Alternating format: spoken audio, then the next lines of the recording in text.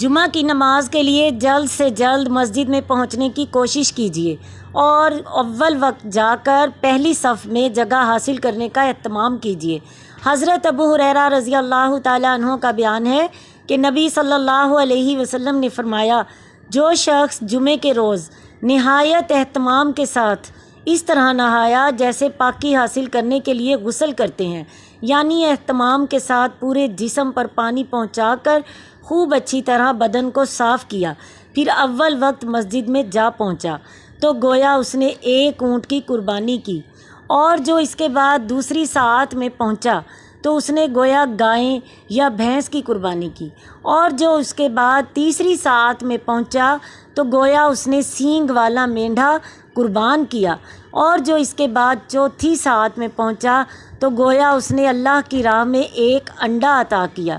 پھر جب خطیب خطبہ پڑھنے کے لیے نکل آیا تو فرشتے مسجد کا دروازہ چھوڑ کر خطبہ سننے اور نماز پڑھنے کے لیے مسجد میں آ بیٹھتے ہیں۔